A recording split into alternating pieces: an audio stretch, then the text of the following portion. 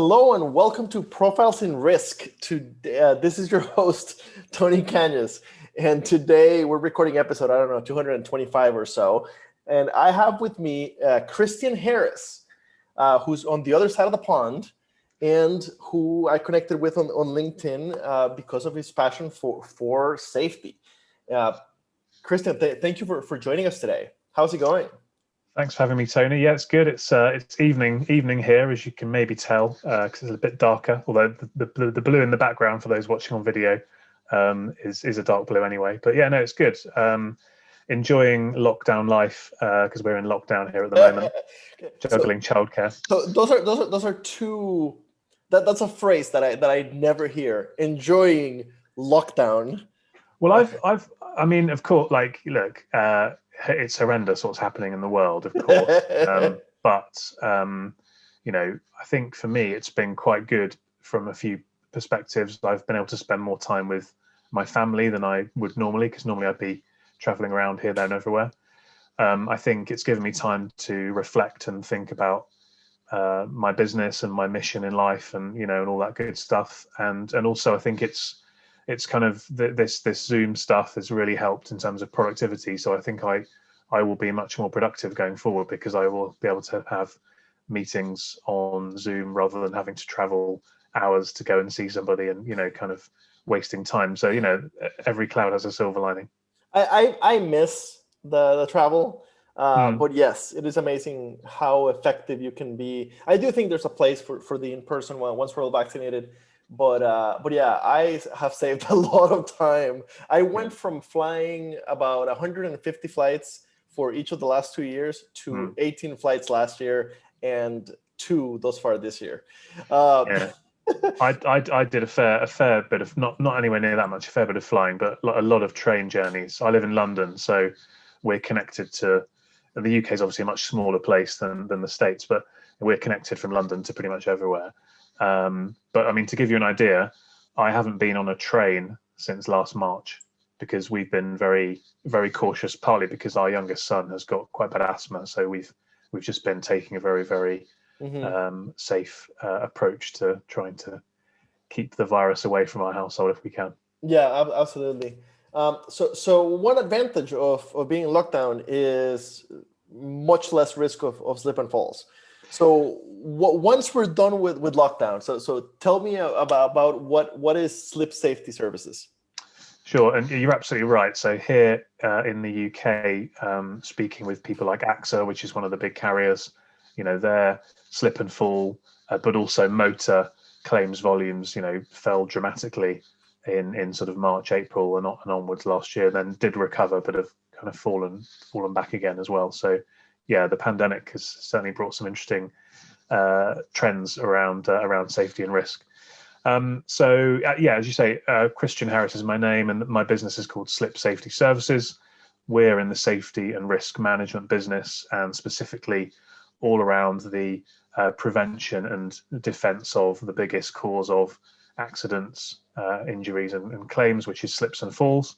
I've been doing this for about 10 years, although this business is 3 years old.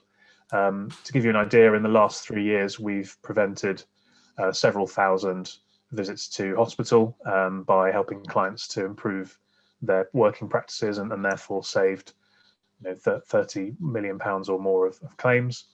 We're on a mission right now to develop our impact and really double our impact in 2021. That's our plan. So we're working to build up some more relationships with some carriers, and I've got a new kind of digital product, which I'm sure we can talk a bit about as well as part of the interview. Awesome. So one thing that I think is really interesting. So you're helping carriers, agencies, and companies, brokers, etc., help their clients prevent slips and falls. However, so in the UK, you've got the NHS. So I always kind of assumed that injuries from slip and falls were covered with the normal NHS program. So that's not the case. There's a liability. Yeah, absolutely. Yeah, so it's slightly different here. So you guys have your workers' comp system, which is, as I understand it, is no fault. So in other words, if there's a claim, it just gets paid irrespective of of fault, whereas here we have employer's liability. So claims made by members of staff, often will be paid out and often will be much higher in value than public liability claims.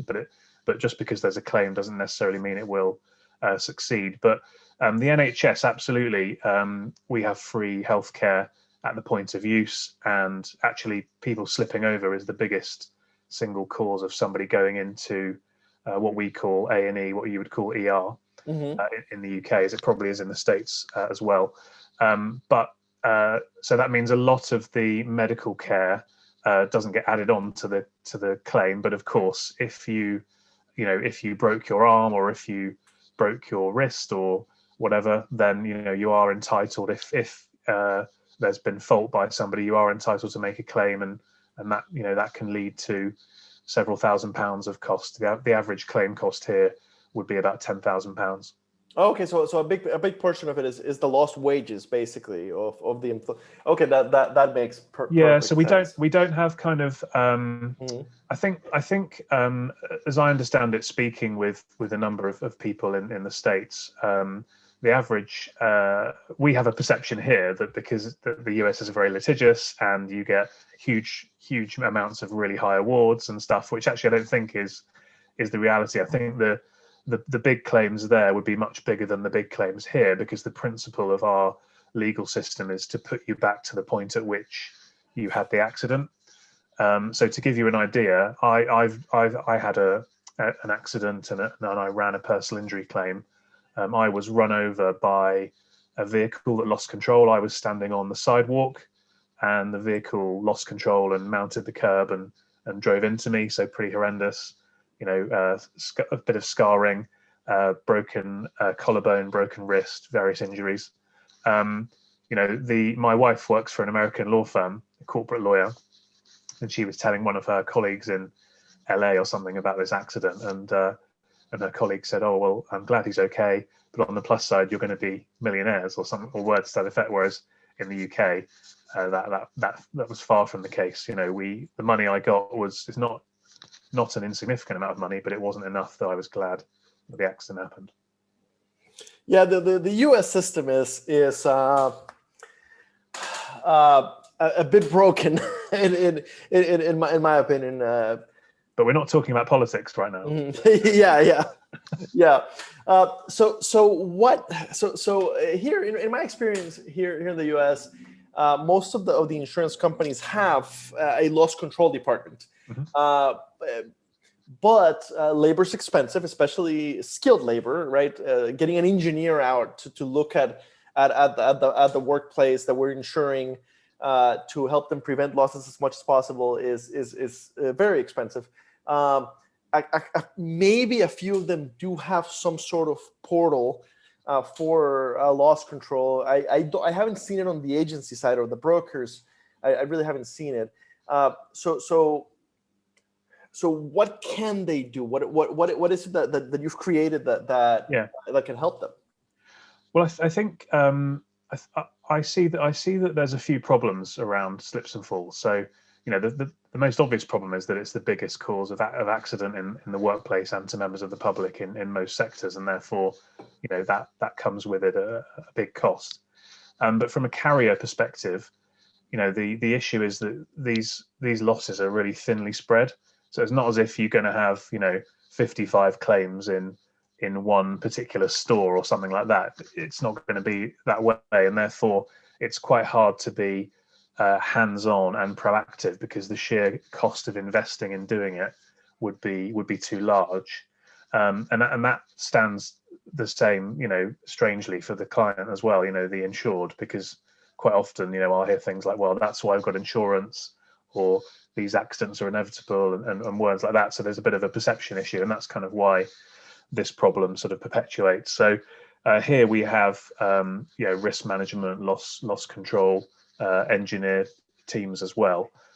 What I tend to find is that both those internal teams, but also external consultants that are brought in, safety and risk consultants, by their very nature, they have to be like a general practitioner, so a family doctor. So you have to know about a huge breadth of of things. So if your knowledge has to be a mile wide, it can only ever be an inch deep.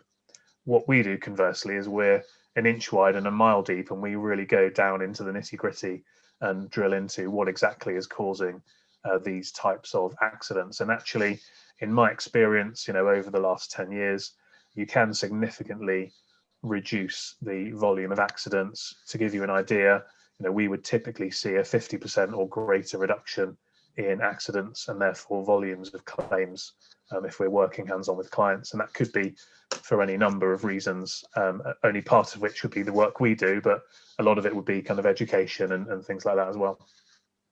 Okay, 50%. That's gigantic. And here in the States, the system is set up well in one way, which is that everybody has skin in the game in making it safer, right? Not only the carrier loses money on paying those big claims, but also the ultimate insured company, their workers' compensation premium is directly tied to what's called the mod, which is based on their prior claims, right? So if you can keep your claims down, or if you're a broker, you can help your client keep their claims down, the whole system becomes cheaper to operate. Everybody is better off. Yeah.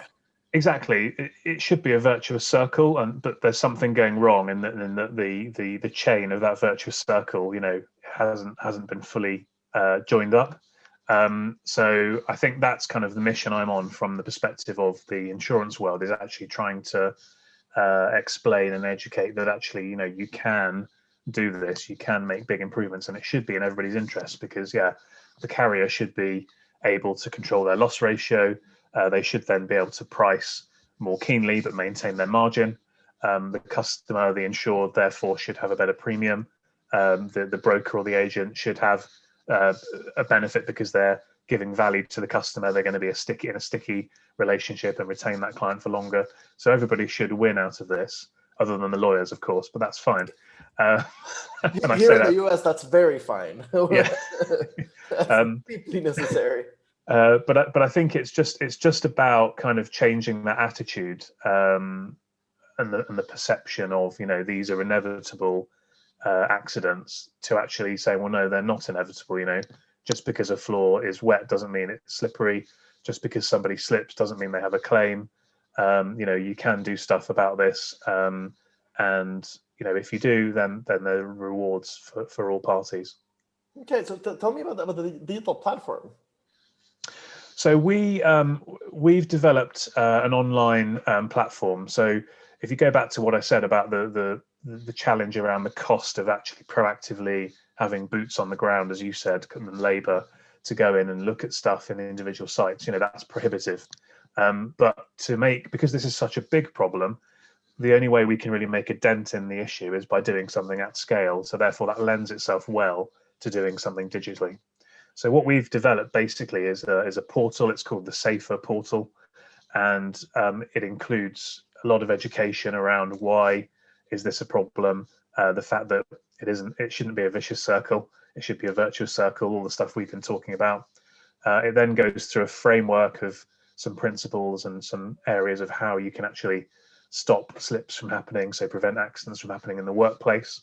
And then I guess importantly, we give people really practical, implementable things to go and do in their business. So we're not just doing kind of fluffy training, which lots of people do.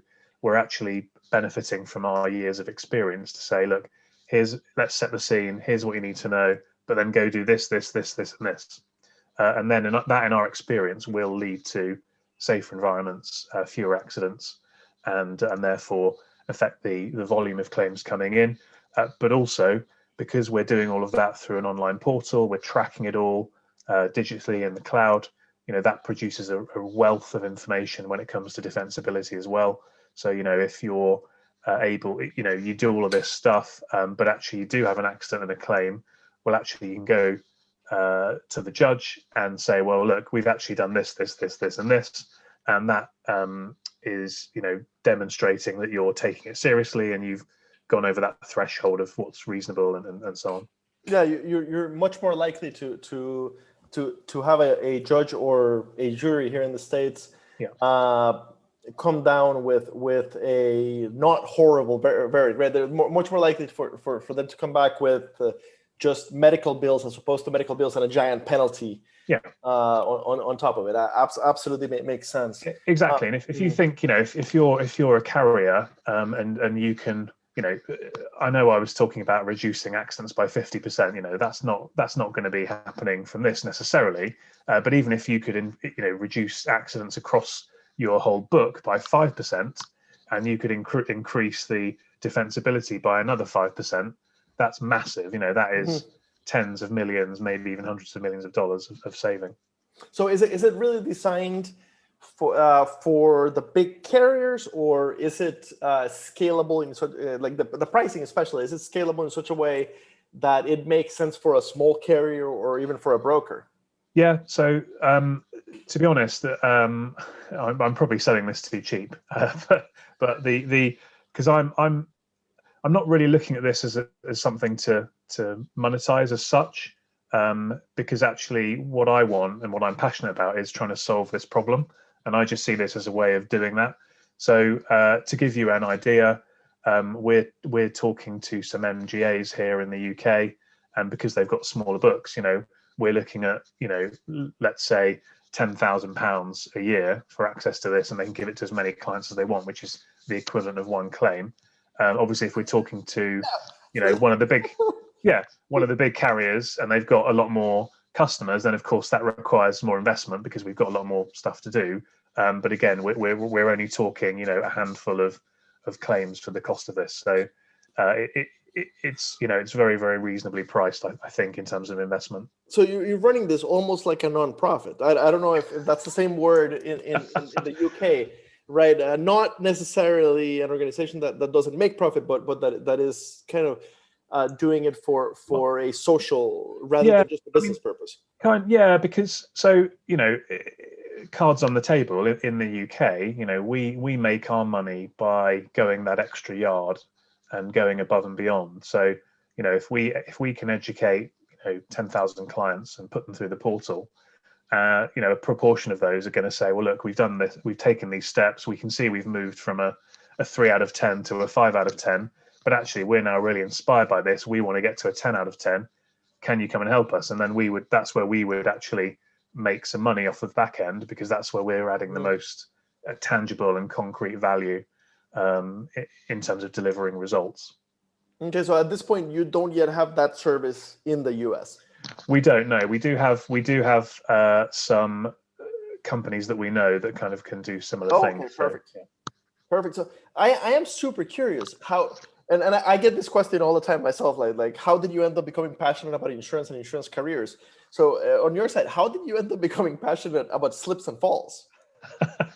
It's a good question. I think for me, I was in business consultancy before, so I was working with banks and private equity companies, advising them on, should they buy this company or should they take this portfolio company into this market or not, which was great, and I learned a lot. And lots of my friends are lawyers or accountants. My wife's a lawyer, so I've got nothing against that world. But I kind of wanted to do something that was a bit more altruistic or was doing some good in the world. And it was a random thing how I came across this issue, but the more I kind of started looking into it, the more it just really got me excited, because it's such a big problem. And actually, yes, we've been talking a lot about saving money for clients and saving money for the carriers and doing all this stuff financially, but fundamentally, this is the biggest cause of people going to hospital. And so, if we can do something that stops that from happening in such a way, then that's got to be a good thing to do it in life. And so I think that really drives me on. The experience I had of doing of having an accident and having something bad happen that wasn't my fault, that spurs me on too. And I saw that insurance piece from a claimant perspective as well, albeit that was quite straightforward because obviously the fault wasn't in question or anything like that. But so you add all these things together, and it's just it's a fascinating world to be in. I think it's also great to be trying to change the hearts and the minds of some of these big companies who are fairly set in their ways, but I think it can be done, and that's the mission I'm on. Love it, absolutely love it, and especially not only I love that you've decided to be scalable, and that I like the an inch wide and a mile deep metaphor, because that makes a lot of sense. Yeah, and I wish that there were more tools, and if you're listening and you run a tool or a company that does something like in another aspect of insurance, but again that you can license to the carriers and help them acquire a skill or acquire a fountain of knowledge that they didn't have before, in a way that they can spread it to their clients. Reach out. I'd love to have you on the podcast. This is great. And also, I think that it really illustrates how what I tell kids all the time, and by kids I mean anybody younger than me. I'm 38 at this point. Oh, same age as me. Oh, awesome. As they're thinking, you look much younger than me, though, so that's no kids. That's the secret. So anyway, as I chat with young professionals looking for careers within the insurance industry, or who have just fallen into insurance, I'm always telling them there is a career here for everybody. Eventually, play around enough. Eventually, you'll find something that you become passionate about. And so it is very interesting to run into people that have found areas of the industry that I personally would have thought, that as a former underwriter, like I never gave a second thought to no, and that's but it's like, if you don't know of something, then you don't know, and I think that's again another challenge that I face, but also that the industry faces, because we are stuck in our ways. So there's a lot of innovation going on. There's a lot of tech out there in all sorts of facets of the market, but actually the difficulty for a supplier is you can have a relationship with one person in a carrier who's quite senior and might be the right person, but actually it doesn't necessarily cascade down, and you've got to get that momentum behind it. So I think that's why I'm really passionate about podcasting, and also I'm very active on LinkedIn, and that's how we connected. Just try and get that message out there that actually there's a different way, there's a better way. Try and do things differently. You're absolutely right. Insurance companies have this strong tendency to stick to what they've always done, right? And on my side of the pond, the youngest insurance company in the top 10 is 90 years old. And we have several that are 175 years old, right? The oldest insurance company in the US is older than the country. You guys have Lloyd's, which is like 330 years old, something crazy like that. So I'm sure it's only worse on your side, since you've been doing it for longer. And I think that not only that's how we've always done it, but with the assumption of, it's too expensive, right? I can't sit a person at every location to keep an eye and make sure nothing happens. I can't send an engineer to every location. So I love the applying technology, and sometimes we're talking sensors. Other times it could be something as just education in the right place and time. Yeah, and I think the particularly as the market's hardening or it is hard and it's getting even harder. There's an opportunity to reinvest if carriers want to do that, and trying to be better, and trying to.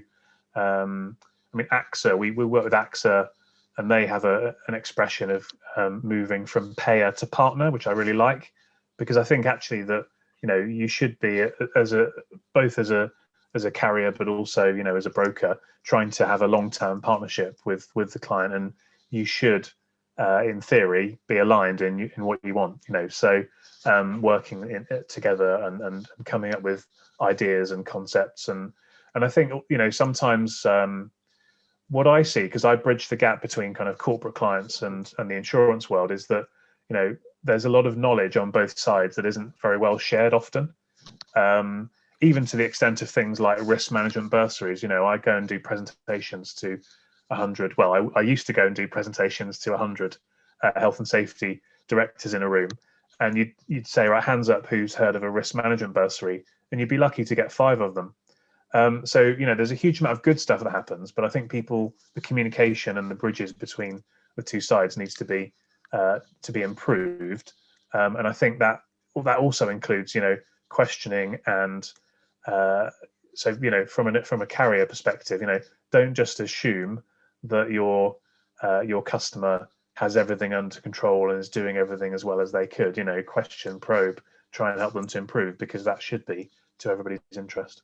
I love that perspective of moving from payer to partner. I think that it's the right thing to do. And not only that, but in some lines of business like auto, the more that we move towards self-driving vehicles, there will be less accidents, right? Ultimately, and we really have to find the broader use of our skill, which ultimately comes down to risk management, not just paying claims, not just financing the claims.